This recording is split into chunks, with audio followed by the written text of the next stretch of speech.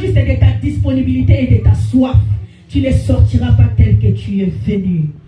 Le thème de notre séminaire qui s'achève aujourd'hui est intitulé plutôt la délivrance de ma famille. La délivrance de ma famille. Amen. J'aimerais bien aimer remercier d'abord le Seigneur pour cette opportunité qu'il me donne. À chaque fois quand Dieu te permet de parler de sa part, c'est un privilège. Amen. Je lui dis un grand merci pour ce privilège qu'il m'accorde de se tenir devant son peuple merveilleux que vous êtes et de vous annoncer sa parole. Que toute la gloire lui revienne. Je remercie aussi notre pasteur, notre papa, le pasteur Noah. Amen. Bien aimé, tu sais, le temps où nous sommes, c'est un temps qui est tellement dangereux. Où n'importe qui, bien aimé, ne peut pas parler devant le peuple que Dieu a mis sous ta responsabilité. Amen. Et si on t'accorde cette opportunité de parler, c'est-à-dire on t'a fait confiance. Amen. Que le Seigneur bénisse son serviteur pour cette confiance. Amen. Amen. Et que Dieu te bénisse parce que tu es là. Si tu n'étais pas là, on n'allait pas prêcher les chaises. Sois béni. Sois béni, bien-aimé, de ta présence. Et je sais que Dieu t'a appelé pour faire quelque chose avec toi. Que son nom soit béni. Le thème est intitulé la délivrance de ma famille. J'aimerais que tu le répètes. La délivrance de ma famille. La délivrance de ma famille. Père éternel, nous te disons merci. Nous voici, éternel, nous voulons parler de ta part. Seigneur, manifeste-toi. Glorifie ta parole. Glorifie ton nom. Bénis ces instants, cher Saint-Esprit. Élève Jésus au milieu de nous. Témoigne Jésus, glorifie-les. Que cette parole vienne avec puissance pour libérer les captifs, pour affranchir un peuple. Nous te laissons la place au Esprit. Parle-nous. Manifeste-toi au milieu de nous. Au nom de Jésus. Amen. Amen. La délivrance de ma famille. J'aimerais qu'on puisse d'abord donner la définition de la délivrance. Amen. Amen. La délivrance, par définition, c'est l'action de délivrer quelqu'un d'une gêne, d'une situation accablante ou d'une situation douloureuse. La délivrance, comme la servante déjà avait dit hier, c'est la fin d'un mal, c'est la fin d'un tourment. Amen. Donc quand la délivrance vient, la délivrance apporte, met fin aux problèmes, aux situations accablantes que la personne faisait face. La délivrance amène la paix, la délivrance amène la tranquillité. Amen. Donc la délivrance, c'est le fait de rendre quelqu'un libre de ce qui lui oppresse ou de ce qui lui fait souffrir. Est-ce que quelqu'un comprend? C'est ça la délivrance. C'est le fait de rendre quelqu'un libre par rapport à la chose qui le fait souffrir. C'est le fait de rendre quelqu'un libre par rapport à quelque chose qui lui oppresse. Bien-aimé, quand il y a la présence d'une situation accablante, cela est un signe que la délivrance, bien-aimé, doit se manifester. Amen. La présence d'un problème est une porte pour la délivrance. Amen. La délivrance se manifeste là où il y a une situation compliquée, là où il y a un problème. Sache, bien-aimé, que le problème que tu fais face, bien-aimé, est une porte pour toi afin de recevoir la délivrance qui vient de la part de Dieu. Amen. Amen. La définition de la famille c'est quoi? La famille, c'est l'ensemble de personnes ayant le même lien de sang. La famille aussi, c'est l'ensemble de personnes habitant dans le même toit. Amen. C'est ça la famille. Nous devons comprendre que la famille tire son origine de Dieu. Amen. C'est Dieu qui est l'auteur des familles. Et c'est Dieu qui a institué les familles. Amen. Si nous voyons, bien aimés, dans le livre de Genèse chapitre 1 verset 26, je ne vais pas lire, je vais juste paraphraser. La Bible est en train de nous dire, quand Dieu voulait créer l'homme, qu'est-ce qu'il a dit? Faisons l'homme à notre image et à notre ressemblance. Faisons-la, ça veut dire Dieu s'adressait à sa famille céleste. Quand on parle de la famille céleste, Ce n'est pas, bien aimé, la cour angélique que Dieu s'adressait, non. Il s'adressait au Dieu le Père, le Fils et le Saint-Esprit. Amen. Donc c'était cette famille-là à laquelle Dieu s'adressait. Et si nous partons aussi toujours dans Genèse, chapitre 11, avec l'histoire des tours de Babel. La Bible nous dit que quand les gens ont construit la tour qui voulait atteindre le ciel, Dieu a dit, regardez comment ces gens sont en train de faire. Il faudrait qu'on puisse le diviser afin qu'ils n'atteignent pas leur objectif. Parce que ce que les gens faisaient, c'était non pour la gloire de Dieu, mais c'était pour leur honneur. Amen. Et tout ce que la personne peut faire pour se faire un nom, bien aimé, le Seigneur ne va pas faire réussir ses projets. Car l'Éternel veut trouver gloire dans tout ce que ses enfants font. Amen. Et la Bible nous dit, Dieu a dit, descendons. Amen. Descendons, plutôt, allons, descendons et partageons-les. Amen. Et dans la suite, si tu continues, tu verras, la Bible nous dit, et l'Éternel les dispersa. Amen. Dieu a dit, allons, descendons et divisons-les. Là, il parle en pluriel. Amen. Donc, c'est-à-dire, il parle du Dieu le Père, le Fils et le Saint-Esprit. Donc, tu vois que le Seigneur, il est lui-même la famille. C'est pour cela qu'on l'appelle Elohim. Amen. Et la Bible est en train de nous dire aussi, dans le livre maintenant de Genèse, chapitre 12, à partir de verset 1, là, Dieu est en train de parler avec Abraham. Il dit, par toi, toutes les familles de la terre seront bénies. Donc, vous voyez que Dieu tient à la famille. Amen. Parce que lui-même, il est l'auteur de famille. Est-ce que quelqu'un comprend? La famille est importante aux yeux de l'Éternel parce que dans la famille, Dieu accomplit son plan, accomplit son projet. Amen. Et le diable, le sachant ainsi, il combat la famille parce qu'il sait que s'il combat la famille, toutes les personnes qui sont en train de naître de cette famille seront sous son joug. Amen. Le diable combat des familles. Et la famille que Dieu veut, afin que la famille que Dieu a dans sa passé, c'est une famille parfaite, c'est une famille glorieuse, c'est une famille de paix. Et dans Genèse 12, Dieu nous montre le projet qu'il a pour des familles. Et Dieu désire que les familles soient bénies, que les familles puissent prospérer, que les familles puissent être bien. Amen. C'est ça la pensée de Dieu. Et la Bible est en train de nous dire encore que dans les familles, l'Éternel a relâché sa bénédiction à partir d'Abraham, afin que tous ceux qui viendront par Abraham puissent bénéficier de cette bénédiction. Amen. Et qu'est-ce que l'ennemi est en train de faire? Il sait que Dieu aime les familles. Il compte beaucoup dans des familles parce que c'est au travers des familles que son plan se manifeste, que ce projet s'accomplit. Le diable vient pour combattre les familles afin que le plan que Dieu a placé dans des familles ne puisse pas s'accomplir. Nous le voyons avec la famille d'Adam et Ève. Amen. C'était une famille paisible, une famille qui évoluait bien, une famille qui était libre, jusqu'au jour où l'ennemi est venu le faire pousser à désobéir aux règles de Dieu. Amen. Et quand la famille a désobéi, la famille s'est mise directement sous la servitude de Satan. Et c'est ce que l'ennemi fait.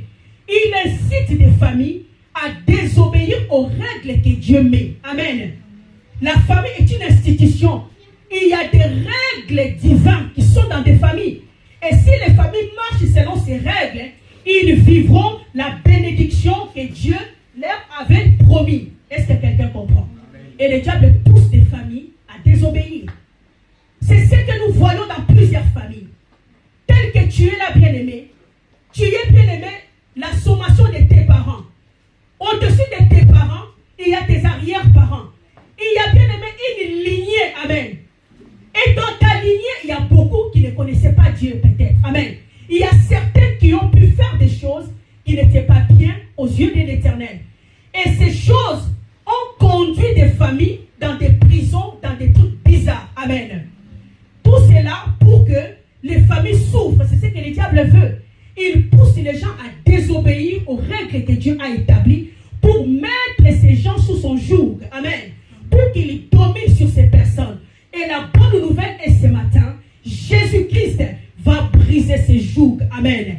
Jésus va briser les jougs auxquels le diable a imposé sur ta famille et sur ta vie au nom de Jésus-Christ.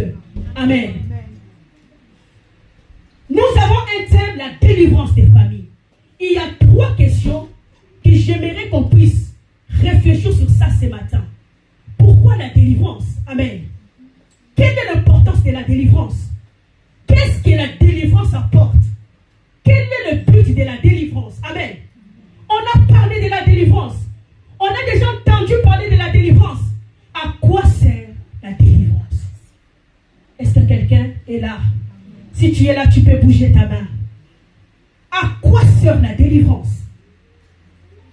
Bien-aimé, je venais tout à l'heure de dire que Dieu aime la famille et compte beaucoup sur les familles parce que c'est dans la famille qu'il accomplit son projet, qu'il accomplit son plan. Amen. C'est dans des familles que Dieu le fait. Il le fait avec le membre des familles. Et le diable combat des familles pour que le plan que Dieu a pour des familles ne puisse pas s'accomplir. Et les familles se retrouvent dans des troubles, dans des difficultés à cause des choses qui ont été peut-être faites par des arrière-parents. Amen. Et la délivrance vient faire quoi? La délivrance vient rétablir les familles dans leurs droits. La délivrance vient te redonner la position perdue. La délivrance vient faire, bien-aimé, te faire éclater la gloire de Dieu dans ta vie. La délivrance, bien-aimé, fait en sorte que ce que tu avais perdu, que tu le retrouves. La délivrance, en conclusion, fait de toi ce que Dieu veut que tu sois. La délivrance vient manifester la vraie nature que Dieu a pour toi. Bien-aimé, il faut savoir que Dieu a une image pour toi. Il a un modèle parfait pour toi. Amen. Et quand tu naissais, tu avais ce modèle. Et par, bien-aimé, les choses que tu as rencontrées dans ta famille, le modèle est déformé. Amen. La délivrance vient réformer le modèle de Dieu en toi. Est-ce que quelqu'un comprend? Par la délivrance, tu redeviens ce que Dieu veut pour toi. Est-ce que quelqu'un comprend? La délivrance fait en sorte que tu deviennes ce que Dieu désire pour toi. Le modèle parfait. Le modèle bien-aimé parfait que Dieu a pour toi. Le lien de famille, le lien héréditaire, toutes ces choses déforment la vie des gens, déforment leur destinée. Et la délivrance vient les réformer. Amen. Par la délivrance, Dieu te rétablit. Par la délivrance, Dieu te réforme.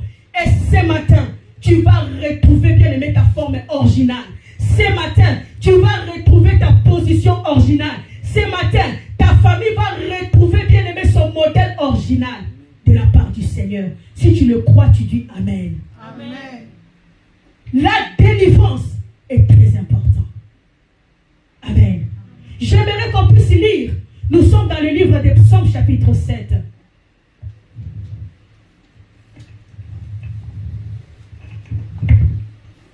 Psaume chapitre 107 plutôt, à partir de verset 13.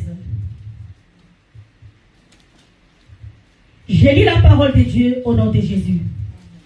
Dans leur détresse, ils crièrent à l'Éternel et il les délivra de leur angoisse. Il les fit sortir de ténèbres et de l'ombre de la mort et il romput leurs liens. Qu'il loue l'Éternel pour sa bonté et pour ses merveilles en faveur des fils de l'homme. Car il a brisé les portes de rein et il a rompu le verrou de fer. Nous voyons que la délivrance vient briser le lien. Et quand tu n'as pas le lien, tu es libre. Amen. Et quand on est libre, on a la possibilité de vaquer là où tu veux. Amen. La délivrance te rend ta liberté. La délivrance te rend, bien aimé, ce que tu avais perdu. Amen. Et ce matin, l'Éternel va libérer la puissance de la délivrance. envie de te redonner ce dont tu as perdu, envie de te donner le modèle perdu, envie de te redonner ta forme perdue. Amen. Parce que la gloire de Dieu se manifeste lorsque, bien aimé, le plan de Dieu s'accomplit dans la vie de quelqu'un. Car la Bible nous dit, ta renommée se répand par l'accomplissement des promesses. Amen. Lorsqu'une promesse s'accomplit, c'est-à-dire l'homme devient ce que Dieu avait dit pour lui. Amen. Et quand l'homme atteint ce statut, la gloire de Dieu est manifestée. Amen. Et le diable combat cela parce qu'il n'aime pas Dieu. Est-ce que tu comprends? Deuxième question nous nous posons. La première, on s'est dit à quoi sert la délivrance? Et la deuxième question dont on se pose, de quoi devrons-nous être délivrés? Amen. De quoi nous devons être libérés? Sur ces bien-aimés, il y a 3 combats auxquels les familles sont confrontées que je vais bientôt vous expliquer. Toutes les familles bien-aimées ont des difficultés, ont des problèmes. Et chaque famille bien-aimée a ses combats. Et ce matin, par la grâce de Dieu, nous allons essayer de parler des 3 combats majeurs qui guettent des familles. Amen. Le combat auquel les familles sont confrontées jour et nuit. Amen. Et ces combats bien-aimés sont là, bien-aimés, juste pour menacer des destinées, juste pour menacer des éclats, juste pour menacer, bien-aimés, leur paix, menacer les épanouissements, menacer les étoiles. Amen. C'est ce combat. Le premier combat auquel les familles sont confrontées, bien-aimés, c'est le combat hérité. Amen. Ou ce qu'on appelle le combat héréditaire. Amen. J'aimerais qu'on puisse lire dans le livre de Lamentations, chapitre 5, verset 7. Si quelqu'un les trouve, peut les lire vite pour nous. Lamentations, chapitre 5, verset 7. Celui qui trouve avant moi peut le lire pour qu'on avance un peu vite.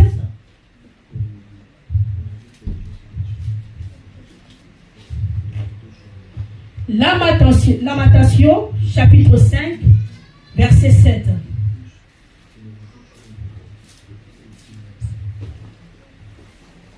Celui qui les trouve vite peut lire pour nous.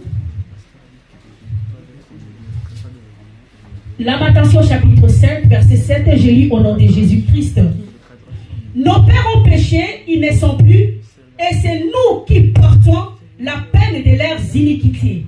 Nous prenons encore 1 Roi chapitre 21, verset 9. 1 Roi chapitre 21, verset 9.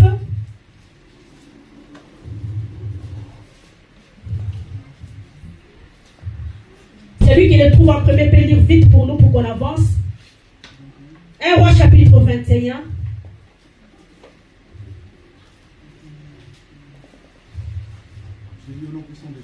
Amen. Voici ce qu'elle écrit dans ses lettres. Proclamez un jeûne, placez Naboth au premier rang du peuple et mettez en face de lui 2 vaurins qui manieront contre lui en prétendant qu'il a maudit Dieu et le roi. Maintenant, 1 Roi 22, 29 maintenant.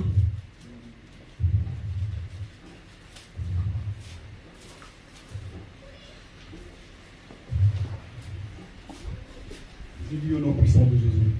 Les rois d'Israël et Josaphat, les rois de Juda montèrent à Ramoth et Galad. Le roi d'Israël dit à Josaphat, je vais me déguiser pour aller au combat, mais toi, mets tes habits. Le roi d'Israël se déguisa donc, puis il partit au combat. Amen.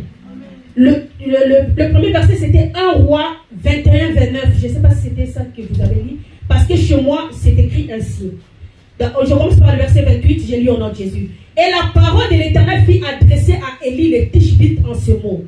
As-tu vu comment Akab s'est humilié devant moi? Parce qu'il s'est humilié devant moi, je ne ferai pas venir le malheur pendant sa vie. Ça serait pendant la vie de son fils que je ferai venir le malheur sur sa maison. Amen. Ici, je suis en train de parler des combats hérités auxquels les familles font face. Amen. Le combat hérité, ce sont les combats bien-aimés que tu n'as pas initiés, que tu ne connais pas la tête ni la queue, mais tu te retrouves en train de payer les conséquences des choses que tu n'as pas fait. Amen. La Bible est en train de nous parler ici, dans le verset que je viens de lire, c'était l'histoire du roi Akab. Si tu lis dans tout le chapitre, moi je n'ai pas lu ici, la Bible nous dit qu'il y avait un homme qui s'appelait Naboth. Amen. Et sa vie était auprès du palais du roi. La Bible nous dit que le roi Akab a tué cette personne à cause de sa vie. Amen. Et il l'a massacré et cela n'a pas plu au Seigneur. Et le Seigneur a déclaré de châtier Akab à cause de son mal. Mais le roi s'est élevé, il s'est humilié devant Dieu pour que le mal ne puisse pas l'atteindre, malgré que lui a fait le mal. Et Dieu a dit, parce qu'il s'est humilié, je fais passer le mal, ça ne va pas lui toucher à lui, mais ça touche à ses enfants. Amen. Bien aimé, la Bible nous dit que le mal donc était destiné pour toucher la famille du roi Akab. Quand Akab est passé, le mal a commencé à agir. Bien aimé, ce sont ces types de combats que beaucoup sont confrontés dans des familles. Amen. C'est le combat qui touche beaucoup de personnes. Et ce combat, bien aimé, c'est un combat dangereux parce que si tu ne prends pas soin dans la prière, ce sont des combats qui font même avorter des destinées. Amen. Parce que dans ces combats, il y a une voix qui crie, une voix de vengeance qui crie dedans, une voix qui réclame la vengeance. Amen. Et quand l'ennemi vient te combattre, bien aimé, il te combat légalement. Amen. Mais la bonne nouvelle est ce matin. Quand les sangs bien-aimés crient vengeance, les sangs bien-aimés de ce combat qui crient vengeance, ce matin je te présente, je te dis qu'il y a aussi une autre voix qui s'élève pour crier ta libération. Pour crier ta libération. C'est la voix du sang de Jésus. Et la voix que je te présente ce matin, c'est la voix de Jésus qui est au-delà de toute forme de voix. Amen.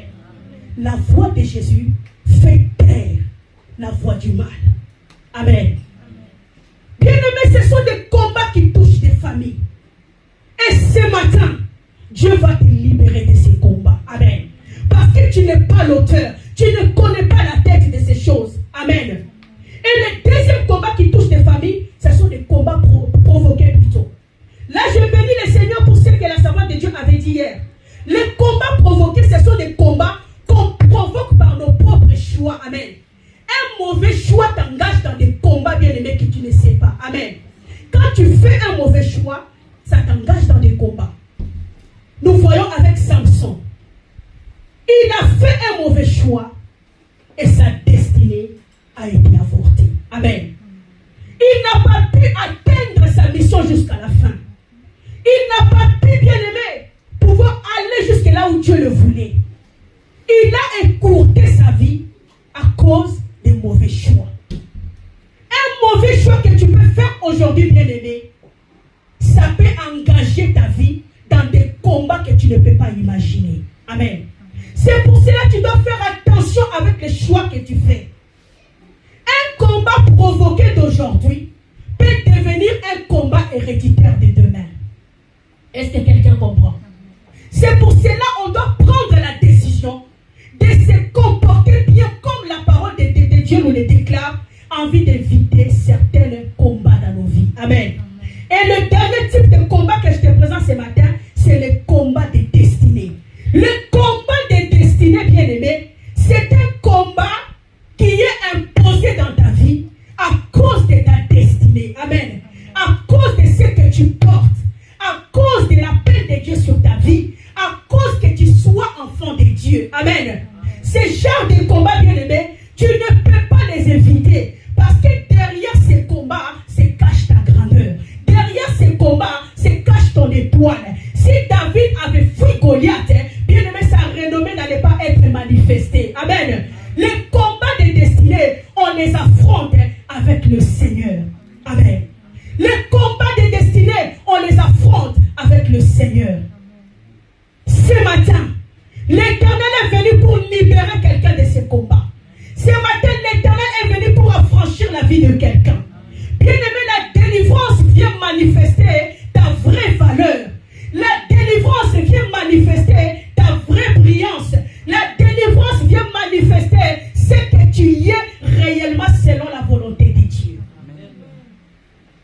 Amen, bien-aimé.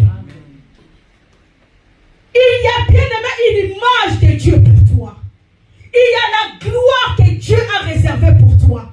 Il y a la grandeur que Dieu a réservée pour toi. Et cette grandeur est confrontée par des nuages de la vie. Est confrontée par des nuages de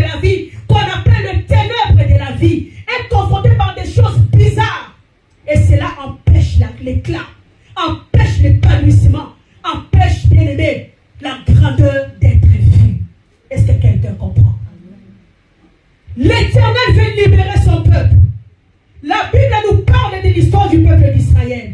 Nous allons prendre nos Bibles dans le livre de Exode chapitre 3, à partir du verset 1. J'ai lu la parole de Dieu au nom de Jésus.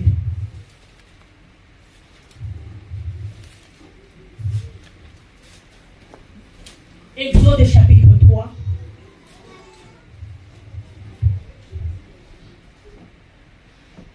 Celui qui trouve en premier.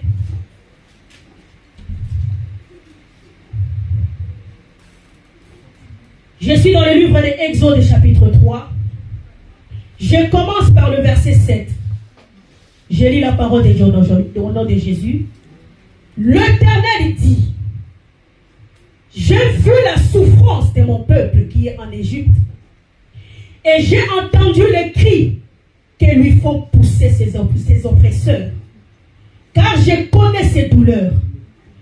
Je suis descendu pour le délivrer de la main des Égyptiens et pour le faire monter de ce pays, dans un bon et vaste pays, dans un pays où coule le lait et le miel, dans le pays qu'habitent les Cananéens, les Hétiens, les Amoréens, les Phérésiens, les Éviens et les Jébusiens. Verset 9. Voici les cris d'Israël sont parvenus jusqu'à moi, et j'ai vu l'oppression que leur font souffrir les Égyptiens. Nous connaissons bien, peut-être bien aimé, cette histoire, où la Bible nous parle que les enfants d'Israël étaient captifs, bien aimés, dans le pays de l'Égypte. Ils étaient là pendant plusieurs années. Ils soupiraient, ils gémissaient, ils étaient dans la souffrance. La Bible nous dit que l'Éternel se révéla à Moïse. Bien aimé, par la délivrance, pour que la délivrance se manifeste, Dieu s'est choisi toujours un sauveur par qui il va passer pour délivrer des familles. Amen. Israël criait, Dieu entendait, mais Dieu n'agissait pas parce que Dieu n'avait pas encore vu un sauveur. Amen. Dieu n'avait pas encore vu par qui il passera pour libérer sa délivrance. Amen.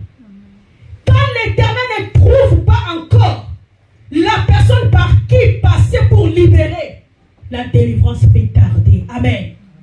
Et ce matin, bien-aimé, l'Éternel a trouvé quelqu'un. L'Éternel a trouvé quelqu'un. Et cette personne-là, c'est toi. Amen. Cette personne-là, c'est toi. C'est toi par qui l'Éternel veut passer pour libérer toute une génération, pour libérer des vies, pour libérer des familles, pour libérer toute une nation. Amen. Alléluia. La Bible nous dit qu'Israël criait, qu'Israël pleurait. Ce n'était pas cette année-là qu'Israël a commencé à pleurer. Je ne sais pas sa date de combien de temps que ta famille a commencé à pleurer. Je ne sais pas, bien aimé, la situation difficile de ta famille a duré combien des années. Alléluia. La Bible nous dit que l'Éternel a parlé à Moïse. Il lui dit, j'ai vu, j'ai entendu les cris de mon peuple. Amen. J'ai entendu leurs cris. J'ai vu la souffrance. Bien-aimé, l'Éternel a vu la souffrance que lorsqu'il a trouvé l'homme, le sauveur. Amen. C'est-à-dire, quand l'Éternel n'a pas encore trouvé quelqu'un par qui passer pour libérer, l'Éternel s'est dit. Amen. C'est-à-dire, son silence ne veut pas dire qu'il ne voit pas. Son silence ne veut pas dire qu'il ne comprend pas ce qui se passe. Dieu comprend, mais Dieu est en train de chercher les canaux. Amen. Il cherche par où faire passer sa délivrance. Il cherche par qui, bien aimé, pouvoir manifester sa gloire. Et ce matin, Dieu a trouvé quelqu'un. Ce matin, Dieu a trouvé quelqu'un. Comme la servante de Dieu disait hier, que Dieu est une porte par laquelle Dieu peut passer. Bien aimé, Dieu est invisible. Il entre dans l'homme de la délivrance, l'homme de la solution pour se manifester. Amen. C'est par toi que Dieu veut passer. Pour toucher les membres de ta famille. Pour toucher ceux qui ne les connaissent pas. Pour toucher des vies qui ne les connaissaient pas. Dieu a passé par Moïse. Parce que Moïse était disponible.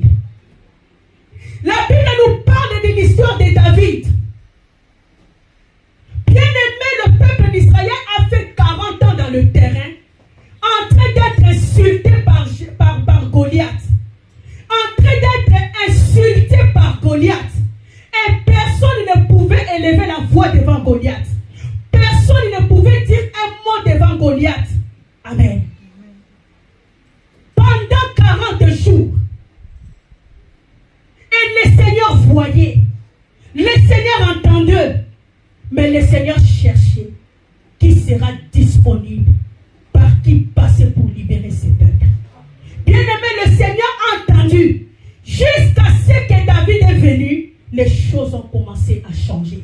Bien-aimé, Dieu t'attendait pour qu'il commence maintenant à manifester des choses dans ta famille.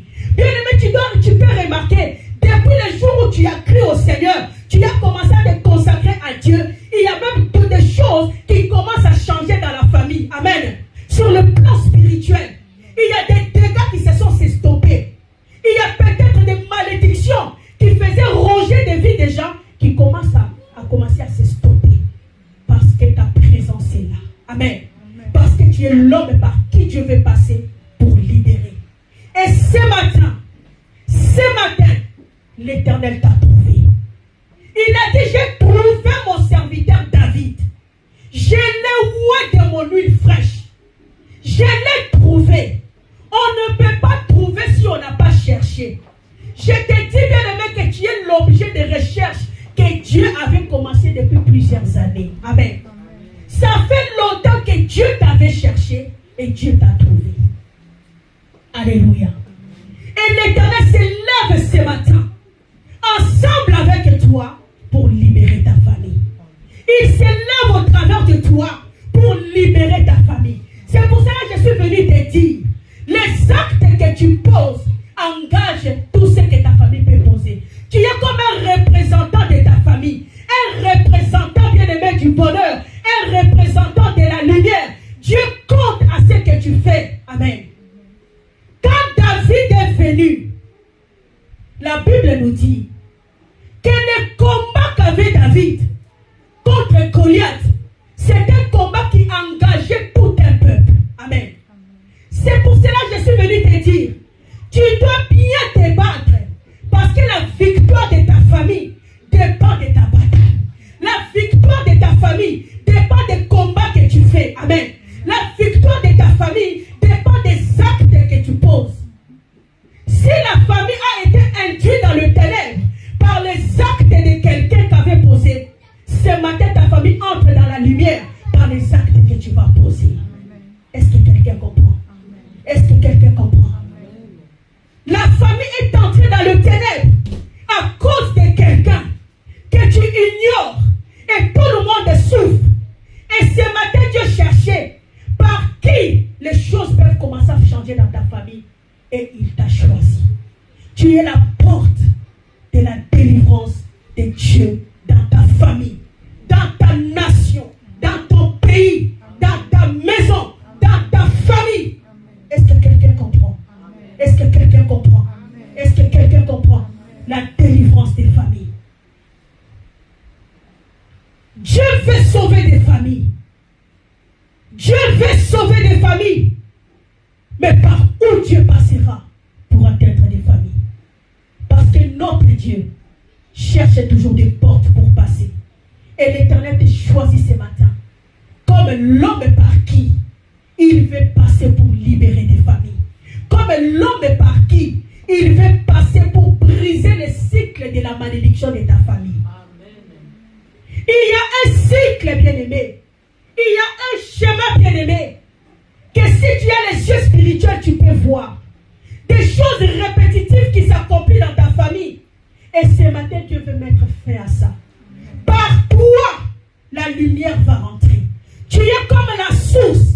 La Bible nous dit que quand Élisée est arrivé en Jéricho, on lui a dit que la ville est bonne, mais la source elle est mauvaise. La Bible nous dit que l'eau plutôt est mauvaise. La Bible nous dit que le prophète n'a pas cherché l'eau entière, n'a pas cherché tout un fleuve. Il a cherché la source. Il a dit, montre-moi la source. C'est dans la source qu'il a mis l'eau. Et qu'il a mis le sel. Et le sel qu'il avait mis dans l'eau, ça a touché toute la rivière. Amen. Dieu va te toucher toi. Et par toi, toute ta famille sera touchée. Parce que tu es la source par qui Dieu veut passer pour toucher tout le monde. Dieu n'a pas besoin de toucher tout le monde. Dieu n'a pas besoin que toute ta famille vienne ici. Non. Par toi seulement, Dieu touche la famille. Amen. Par toi, Dieu sauve la famille. Amen. Par toi, le cycle de la malédiction est brisé. Amen. Parce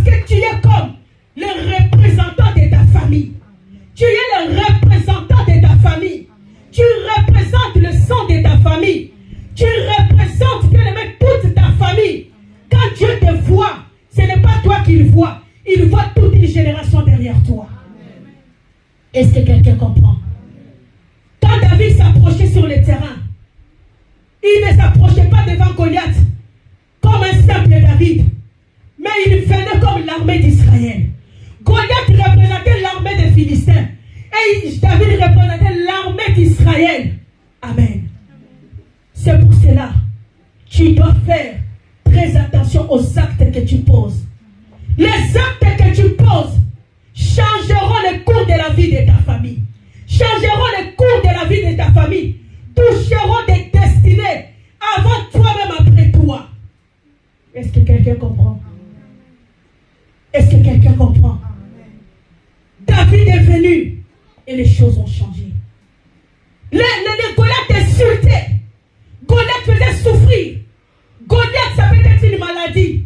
Goliath, ça peut être une malédiction. Goliath, ça peut être une situation accablante qui vous fait souffrir. Amen. Et personne n'est capable d'enlever ça. Mais quand David va se manifester, la situation accablante va quitter. Et l'Éternel se révèle au travers de David pour humilier Goliath. Aujourd'hui, Goliath de ta famille va tomber. Aujourd'hui, Goliath va être terrassé. Goliath va tomber parce que l'onction de Dieu est sur toi. Goliath va être écrasé parce que tu viens au nom de l'Éternel. Parce que le nom de Dieu est avec toi. C'est pour cela que Goliath va tomber. Tu sais quand David a dit à Goliath, je viens auprès de toi au nom de l'Éternel. C'est-à-dire je viens avec l'ordre de Dieu.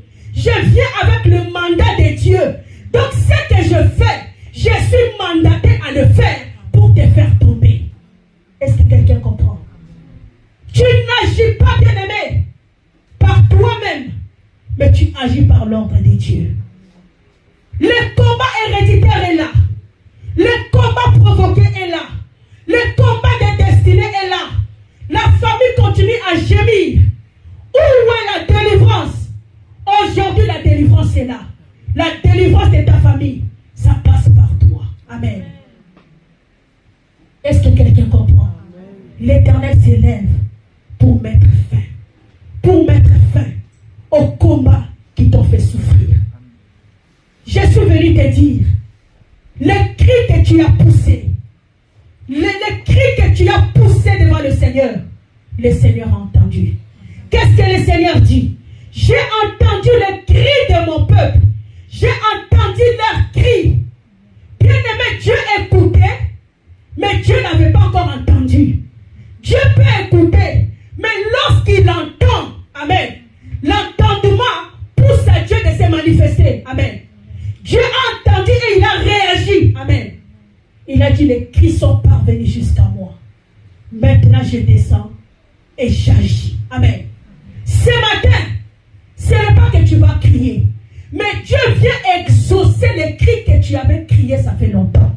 Dieu vient exaucer les cris de son peuple. Ce matin, c'est le temps de l'exaucement. L'exaucement des cris, l'exaucement des châtiments, l'exaucement plutôt des gémissements. Des gémissements. Dieu exauce les gémissements de son peuple. Et qu'est-ce qu'il dit? Je descends maintenant pour les libérer du pouvoir de ténèbres. Bien-aimé, l'Éternel est venu. L'Éternel est venu pour rendre libre quelqu'un. L'Éternel est venu pour rendre libre une famille. L'Éternel est venu pour déchaîner une famille. L'Éternel est venu pour accorder la liberté. L'Éternel est venu pour redonner une forme à quelqu'un. La personne qui était déformée, la personne bien-aimée qui avait perdu espoir. Bien-aimé, tu n'avais plus de forme. Tu n'avais plus, bien-aimé, la valeur. Ta valeur était partie. Bien-aimé, les gens te regardaient et personne ne pouvait te donner cette valeur. Parce que le combat avait entouré ta vie. Ton étoile ne se voyait pas. Parce que tu étais entouré par des combats. Le combat, bien-aimé, empêche à l'étoile de se manifester. Le combat, bien-aimé, ce sont des nuages qui couvrent une vie et qui empêchent à quelqu'un de s'éclater. Et aujourd'hui, l'Éternel met fin au combat. Mets fin au combat. Ce n'est pas toi qui vas te battre, mais c'est l'Éternel qui va se battre à ta place. Ce n'est pas toi qui vas combattre, mais c'est Dieu qui combat. Quand Dieu combat,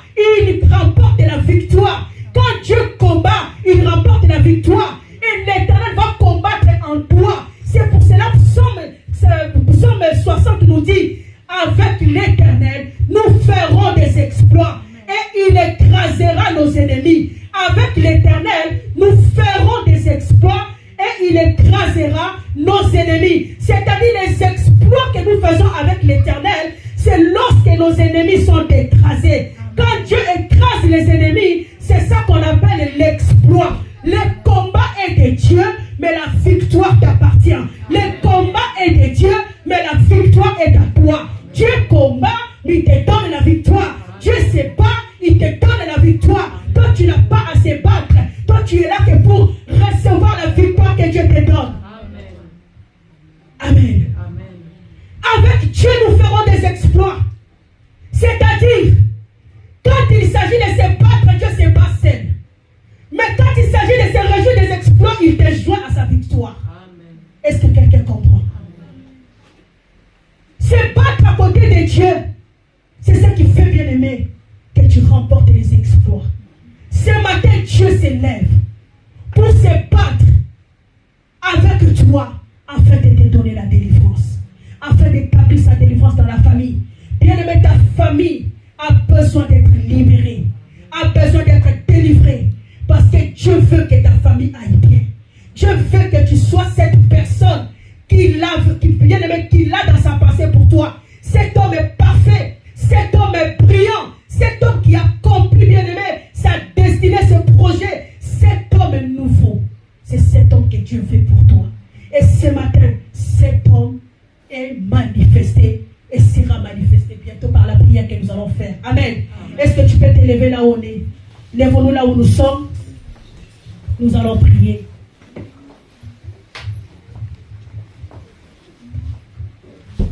Tu vas élever tes mains. Mets tes mains en haut. Dis à Dieu, me voici. Dis à Dieu qu'il te voit. Dis, Seigneur, me voici. Je suis venu. Me voici. Me voici. Seigneur, me voici. Devant ta présence. Devant le trône de ta grâce. Devant ta présence. Devant le trône de ta grâce. Je suis venu. Avec un cœur sincère. Avec les mains levées. Seigneur, je m'abandonne. À toi, Seigneur. Sauve-moi. Sauve-moi. Libère-moi. Sauve-moi. Sauve-moi. Commence à prier là où tu es. Élève ta voix. Élève ta voix.